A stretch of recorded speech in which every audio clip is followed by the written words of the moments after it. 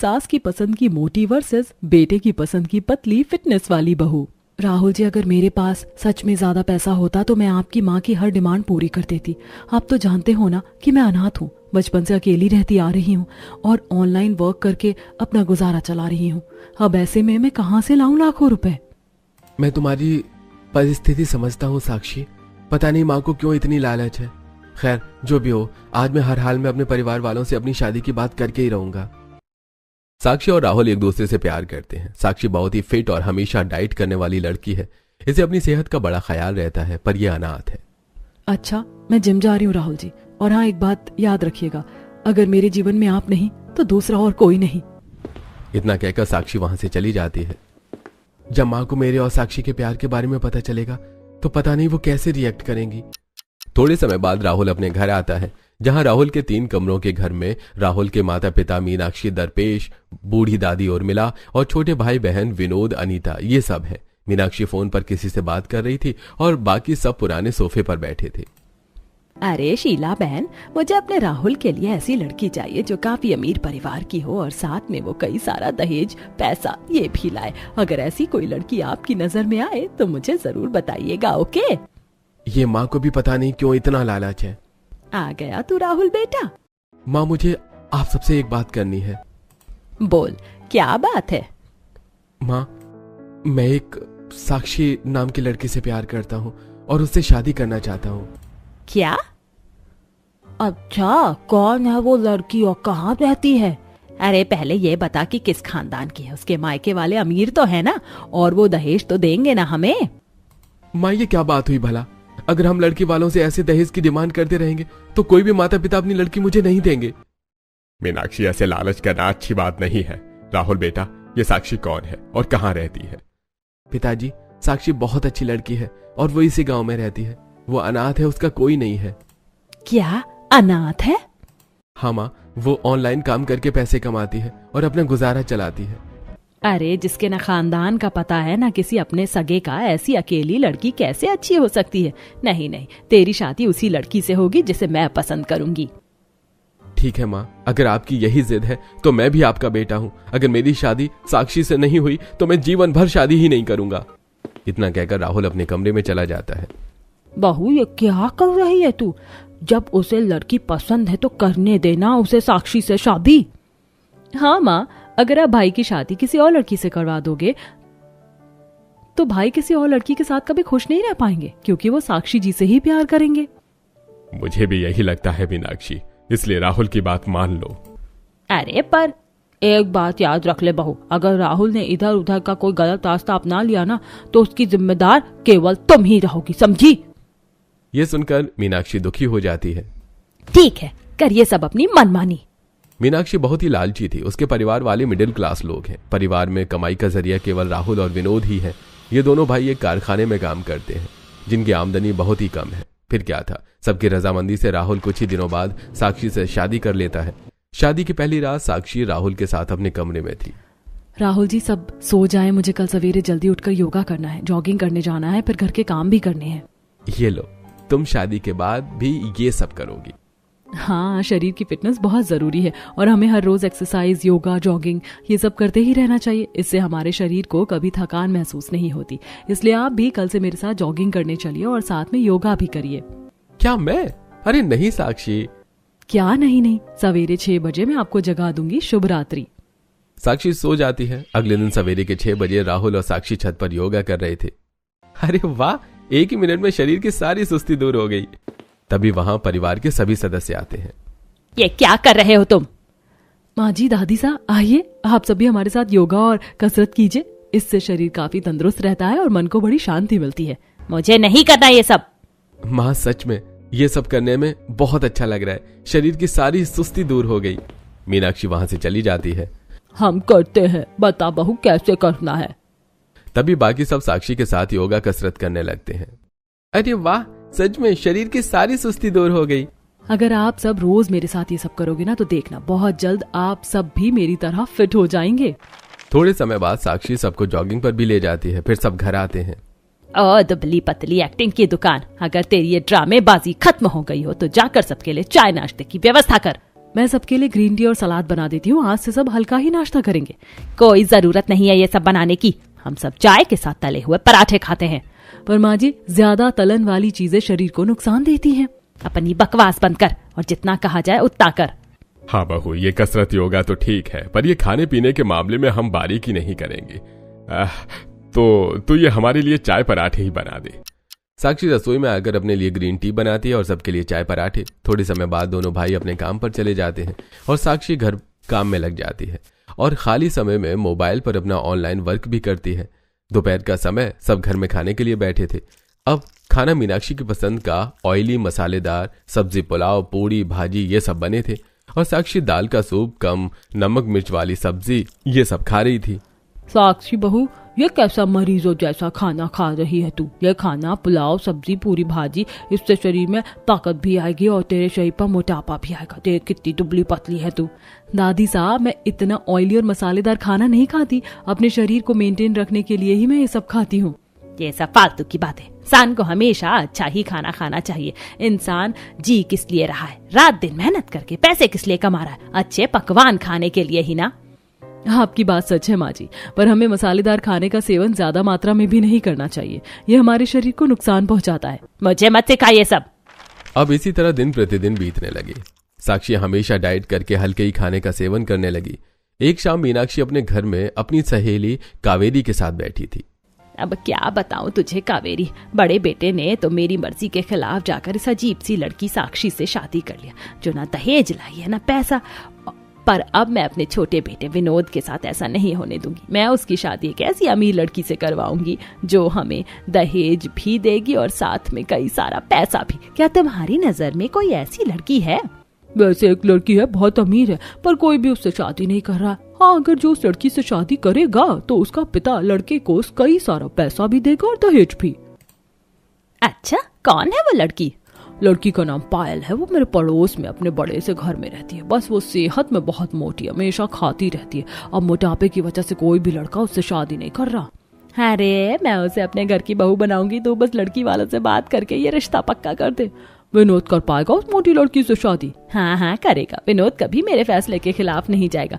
तुम बस इस रिश्ते की बात करो। थोड़े समय बाद कावेरी वहां से चली जाती है। हाँ, आखिर मुझे वो लड़की मिल ही गई जो हमें माला माल करने वाली है। अगले दिन मीनाक्षी सबको लेकर पायल के बड़े घर में आती है, जहां पायल के अमीर माता पिता हरीश, यामिनी थे। तभी कावेरी दोनों परिवार के बीच रिश्ते की बात छेड़ती है। हमें ये रिश्ता मंजूर है और हम चाहते हैं कि शादी जल्द से जल्द हो जाए। माँ, ये क्या बोल रही हो आप? पहले मुझे लड़की तो देखने दीजिए, आप सीधे रिश्ता क्यों पक्का कर रहे हो? हाँ मीनाक्षी, ऐसे मामलों में इतनी जल्दबाजी ठीक नहीं रहती। तभी वहां पायल आती है। पायल बहुत ही ज्यादा मोटी थी। ये है हमारी बेटी पायल। पायल और उसके मोटे शरीर को देखकर सब दंग रह जाते हैं। अरे बाप रे, ये पायल तो कितनी मोटी है। क्या? बड़ी प्यारी है पायल बिटिया, हमें ये रिश्ता मंजूर है। अब शादी और लेन देन की बात कर ले। मीनाक्षी बहू, जरा सा बाहर आइए। उर्मिला सबको बाहर लेकर चली जाती है। माँ, ये क्या कर रही हो आप? वो पायल कितनी मोटी है, आप क्यों मेरा रिश्ता उसके साथ तय कर रही हो? हाँ माँ, मुझे भी यह रिश्ता ठीक नहीं लग रहा है। क्या रिश्ता ठीक नहीं लग रहा? विनोद को पायल से ही शादी करनी होगी और ये मेरा आखिरी फैसला है। पर माँ, तेरी शादी पायल से ही होगी विनोद, वरना मैं तुझे घर से निकाल दूंगी। मैं अंदर जाकर शादी की बात करती हूँ। मीनाक्षी अंदर चली जाती है। माँ, क्यों मेरे जीवन को तहस नहस करने पर तुली है? फिर क्या था, माँ की जिद के आगे हार मानकर विनोद इस रिश्ते से राजी हो जाता है। कुछ दिन बाद विनोद और पायल शादी के मंडप में बैठे शादी कर रहे थे। अब पायल की मोटी हालत देखकर सब हक्का बक्का रह जाते हैं। अरे क्या भाई विनोद, हमारी भाभी जी तो बड़ी मोटी है। लगता है तेरे घर के राशन का खर्चा तिगुना चौगुना होने वाला है। और हाँ भाई, मैं तो कहता हूँ तू भाभी से कभी लड़ना भी मत, वरना भाभी के मोटे हाथ के एक मुक्के से ही तेरा तहस नहस हो जाएगा। सब पायल के मोटेपन का मजाक बनाते जाते हैं। ये कहाँ फंसा दिया मुझे माँ ने। थोड़े समय बाद दोनों की शादी हो जाती है और दोनों अपने घर चले आते हैं। पायल के पिता ने पायल को दहेज में 3 लाख रुपए और 2 सोने के जेवर ये सब दिया था। रात का समय था। पायल और विनोद अपने कमरे में थे। विनोद जी, मुझे भूख लगी है, आप जाकर मेरे लिए बाहर से समोसे कचौरियां लेकर आइए ना। रात के 12 बज रहे हैं, इस समय कहाँ बाहर समोसे मिलेंगे? क्या विनोद जी, आप भी अपनी पत्नी के लिए आप इतना भी नहीं कर सकते? जब तक मैं कुछ खा नहीं लेती मुझे नींद नहीं आती। अरे तो घर में खाना पड़ा है, वो खा लो। मैं घर का खाना नहीं खाती, मैं हमेशा बाहर का ही खाना खाती हूँ। तभी वहाँ मीनाक्षी आती है तो विनोद अपनी माँ को सारी बात बताता है। हाँ तो जाकर ले आना बहू के लिए समोसे कचौरी। एक बात याद रख विनोद, मेरी पायल बहू को यहाँ कोई भी तकलीफ नहीं होनी चाहिए, वरना मुझसे बुरा कोई नहीं होगा। विनोद जी 20 समोसे और 20 कचौरियाँ ले आना। क्या इतने सारे? हाँ मैं इतने ही समोसे खाती हूँ। कोई नहीं, वो धीरे धीरे करके खाती होगी, तू जाकर ले आ। थोड़े समय बाद विनोद कई सारे समोसे और कचौड़ियां लेकर आता है और पायल वो सारे समोसे कचौड़ियां खा जाती है। अरे इसका पेट है या कुआं? अगले दिन साक्षी रोज की तरह सबके साथ योगा कर रही थी, फिर वो जॉगिंग पर जाती है। थोड़े समय बाद सब घर में बैठे थे। पायल तुम भी हमारे साथ योगा, कसरत और जॉगिंग किया करो, ये सब करने से तुम्हारे शरीर का मोटापा यूं कम हो जाएगा। अरे नहीं नहीं जेठानी जी, मेरे मोटे शरीर के कारण मुझसे ये सब नहीं होता। थोड़े समय बाद दोनों रसोई में आती हैं। अब पायल सबके लिए चाय और पराठे बनाती है और साक्षी अपने लिए ग्रीन टी और सूप बनाती है। थोड़े समय बाद सब घर में बैठे चाय नाश्ता कर रहे थे। पायल बहू तो चाय नाश्ता क्यों नहीं कर रही? माँ जी मैं ये सब नहीं खाती, मैंने अपना नाश्ता बाहर से ऑर्डर किया है, बस आता ही होगा। तभी एक पिज्जा डिलीवरी वाला बॉय वहां आता है और पायल को 10 पिज्जा देता है। विनोद जी इसे 2000 रुपए दे दीजिए। क्या 2000 रुपए? बहू इतने सारे पिज्जा लेने की जरूरत नहीं, हम सब पिज्जा नहीं खाते, तू अपने लिए ही एक ले ले पिज्जा। माँ जी ये सारे पिज्जा मेरे लिए ही है, मैं रोज सवेरे इतना ही पिज्जा खाती हूँ। क्या? तभी विनोद पैसे दे देता है और पायल सबके पास आकर बैठ जाती है और वो सारे पिज्जा खाने लगती है। पायल जरा अपने खाने पर कंट्रोल रख, तेरे शरीर का मोटापा देख कितना बढ़ता जा रहा है। जेठानी जी मुझे खाने पर टोकने वाला इंसान बहुत ही बुरा लगता है और मुझे ना हमेशा खाने की आदत है, तो कोई मुझे कुछ नहीं बोलेगा, समझे आप? पायल खाने की बड़ी शौकीन थी। साक्षी बहू तू अपने काम से काम रख, मेरी पायल बहू का जो मन कहेगा वो खाएगी। तभी पायल अकेले ही सारे पिज्जा खा जाती है। थोड़े समय बाद दोनों भाई अपने काम पर चले जाते हैं। साक्षी बहू जा सबके गंदे कपड़े धो दे और पायल बहू तू घर की सफाई कर दे। साक्षी कपड़े धोने चली जाती है और पायल घर की सफाई करने में लग जाती है। अब आधी झाड़ू लगाते ही वो थक कर सोफे पर बैठ जाती है। अरे बाप रे, मैं तो बहुत थक गई यार। हाँ हाँ हाँ, ऊपर से भूख भी लग गई। एक काम करती हूँ, बाहर से ऑर्डर करके कचौरी, पकौड़े, जलेबी और चाउमीन मंगा लेती हूँ। पायल अपने मोबाइल से सारी चीजें ऑर्डर कर देती है और थोड़े समय बाद एक लड़का सारा सामान लाकर पायल को दे देता है। मेम साहब 3000 रुपए हुए हैं आपके। हाँ तुम बाहर रुको, मैं पैसे भिजवाती हूँ। पायल सारा सामान लेकर अंदर आती है जो काफी ज्यादा मात्रा में था। तभी वो सब टेबल पर रखकर उसे खाने लगती है। हाँ अब जाकर जरा दिल को सुकून मिल रहा है। तभी साक्षी और मीनाक्षी वहां आते हैं। पायल बहू ये सब कहाँ से आया? माँ जी मुझे भूख लग गई थी तो मैंने बाहर से ऑर्डर कर दिया, बाहर लड़का खड़ा है, उसे 3000 रुपए दे दीजिए। क्या 3000 रुपए? पायल तुम पागल हो क्या? इतना सब कोई खाता है क्या? अरे तुम्हारी तबीयत खराब हो जाएगी बाहर का खाना खा खा कर। जेठानी जी अपना लेक्चर अपने पास ही रखिए आप। माँ जी मैंने आपको अपने मायके से इतने सारे पैसे लाकर दिए और यहाँ मुझे सुकून से खाने को नहीं मिल रहा। कोई नहीं, इसे खाने देती हूँ, आगे चलकर बहाने से मैं इसे ही इसके मायके से पैसे लाने को कहूंगी। वैसे भी ये पायल बहू तो मेरी तिजोरी की चाबी है, जिसे जब चाहे मैं तिजोरी में लगाकर पैसे निकाल सकती हूँ। साक्षी बहू तुझे कितनी बार कहा है मैंने कि मेरी पायल बहू को टोका मत कर। पायल बहू तू आराम से खा, सब मैं उस लड़के को पैसे देकर आती हूँ। ये क्या कर रही हैं आप माँ जी? बाहर का खाना सेहत के लिए कितना हानिकारक होता है और आप पायल को बढ़ावा देकर इसकी सेहत के साथ और खिलवाड़ कर रही हो। देख पायल अभी भी समय है, संभल जा वरना बहुत पछताएगी तू। आप मेरी चिंता ना कीजिए जेठानी जी, जो होगा देखा जाएगा। फिर क्या था, मीनाक्षी पायल को बढ़ावा देती जाती है। दोपहर का समय, सब घर में घर का बना खाना खा रहे थे और पायल ने इस बार भी बाहर का खाना ऑर्डर किया था जो 4000 रुपए का आया था।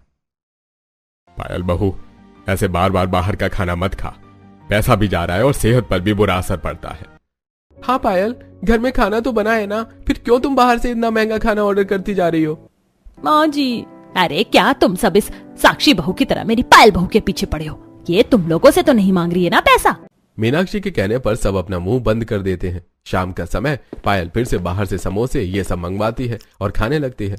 अब इसी तरह दिन प्रतिदिन बीतने लगे। पायल दिन में 10 बार बाहर की चीजें मंगवाने लगी और उन्हें खाने लगी। अब साक्षी उसे हर बार मना करती है, पर वो उसकी एक नहीं सुनती। एक शाम मीनाक्षी अपने कमरे में थी। ये पायल बहू का खाना तो कुछ ज्यादा ही है। अब तक 2 लाख रुपए उसके खाने में खर्च हो गए। कोई नहीं, कल पायल बहू को उसके मायके भेजती हूँ, वो वहाँ से पैसे लेकर आएगी। अगले दिन पायल रसोई में खड़ी समोसे खा रही थी। पायल मेरी बहन, मत कर अपनी सेहत के साथ ऐसा खिलवाड़। तभी अचानक पायल के सीने में तेज दर्द होता है और वो बेहोश होकर नीचे गिर जाती है। तभी सब उसे हॉस्पिटल लेकर आते हैं। थोड़े समय बाद पायल को होश आता है और सब उसके पास आते हैं। पायल जी, शुक्र मनाइए कि आपकी जान बच गई, वरना आपकी जान चली जाती। ये सुनकर सब दंग रह जाते हैं। पायल बहू को हुआ क्या है? इन्हें दिल का दौरा पड़ा था। मुझे लगता है ये बाहर के खाने को कुछ ज्यादा ही सेवन करती है। हाँ डॉक्टर साहब, ये हमेशा बाहर का ही खाना खाती है। क्या? नहीं पायल जी, आपको बाहर के खाने को हमेशा के लिए अवॉइड करना होगा। आपको डायबिटीज और भी कई सारी बीमारियां हो चुकी हैं और ये सब बाहर के खाने के सेवन से हुआ है। अब अगर आपने अपना ये मोटापा कम नहीं किया और बाहर के खाने का सेवन कम नहीं किया तो आपकी जान भी जा सकती है। अब आपको केवल डाइट करना है और हल्का ही खाना खाना है। ये सुनकर पायल के होश उड़ जाते हैं। ये सब क्या हो गया मेरे साथ? पायल, मैंने कहा था ना तुझे कि अपने खाने पर कंट्रोल कर। अगर आज तुझे कुछ हो जाता तो इसमें तेरा ही नुकसान होता। भरी जवानी में इतनी सारी बीमारियां हो गई हैं तुझे। आप सही कह रही हो जेठानी जी, मैं ही पागल थी जो आपकी बात नहीं मान रही थी। अब से मैं कभी बाहर का खाना नहीं खाऊंगी और हमेशा डाइट करके अपने इस मोटापे को भी कम करूंगी। माँ जी, इन सब में सबसे ज्यादा गलती आपकी है। अगर आप पायल को बढ़ावा ना देती तो आज ये सब होता ही नहीं। मैं हमेशा आप सबको कहती आ रही हूँ कि हमें अपनी सेहत का ख्याल हमेशा रखना चाहिए। तो सही कह रही है साक्षी बहू। आज अगर पायल बहू को कुछ हो जाता तो मैं इसके माता पिता को क्या जवाब देती? नहीं नहीं नहीं, आज से हम सब तुम्हारे बताए तरीके का खाना खाएंगे और हमेशा अपनी सेहत का ख्याल रखेंगे। तो वो कहते हैं ना, जब तक इंसान पर कोई आफत नहीं आती तब तक उसकी आंखें खुलती नहीं। उसके बाद पायल साक्षी के साथ रोज योगा, कसरत, जॉगिंग करने लगी। साथ में जिम जाकर हमेशा हल्का और डाइट वाला ही खाना खाने लगी। जिसके बाद कुछ ही महीनों में पायल का मोटापा कम होने लगता है और सब खुशी खुशी अपना जीवन बिताने लगते हैं।